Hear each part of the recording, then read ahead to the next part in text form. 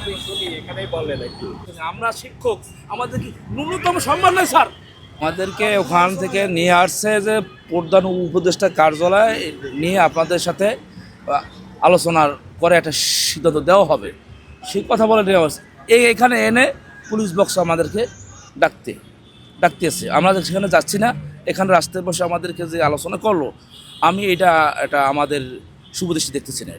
এটা আমাদের শিক্ষকদের প্রতি, বিশেষ করে মাদ্রাসা শিক্ষকদের প্রতি একটা কেমন যেন একটা নজর দেখতেছে। আজকে আমার শান্তিপূর্ণ কর্মসূচির উপরে পুলিশের হামলা, লাঠিচার্জ যেভাবে করেছে, সেখানে প্রায় 200 অধিক শিক্ষক এখন পিজি হাসপাতালে ভর্তি আছে, ঢাকা মেডিকেলে ভর্তি আছে। আমার এমনও শিক্ষক ভাইরা আছে যাদের পা আর কোনোদিন দাঁড়াতে পারবে না, এমন অবস্থা করেছে। আর সেখানে আমাদেরকে ডেকে এনে রাস্তার উপরে এনে আমাদেরকে এইভাবে আশ্বস্ত করতেছে।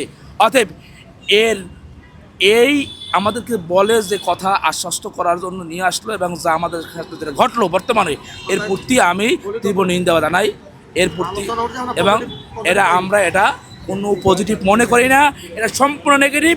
এই নেগেটিভ নিয়ে আমরা আর মাঠ থেকে যাচ্ছি না যতক্ষণ পর্যন্ত সঠিক সিদ্ধান্ত না আসবে, যতক্ষণ পর্যন্ত আমাদের চূড়ান্ত সিদ্ধান্ত না আসবে, ততক্ষণ পর্যন্ত আমরা আর আন্দোলন অবস্থান মাঠ ত্যাগ করবো না ইনশাআল্লাহ। এখন আপনাদের আমাদেরকে ওখানে মাঠ থেকে নিয়ে আসছে, সেখানে নিয়ে যাবে। আমরা পুলিশ বক্সে আলোচনা করার আসেনি। আমরা শিক্ষক, আমাদের কি ন্যূনতম সম্মান নেই স্যার? হ্যাঁ, আমাদেরকে মাইলে কুটতে আধা মাইল দিয়ে মনে করেন মেডিকেল ভর্তি করিয়া আলোচনা নিয়ে আসছে, বলে আসছে যে আপনাদেরকে নিয়ে যাওয়া হচ্ছে তোলায়। এখন এখানে পুলিশ বক্স আমাদের সাথে আলোচনা করবে স্যার? ন্যূনতম হিসাব নাই, সম্মান নেই। আমরা আশা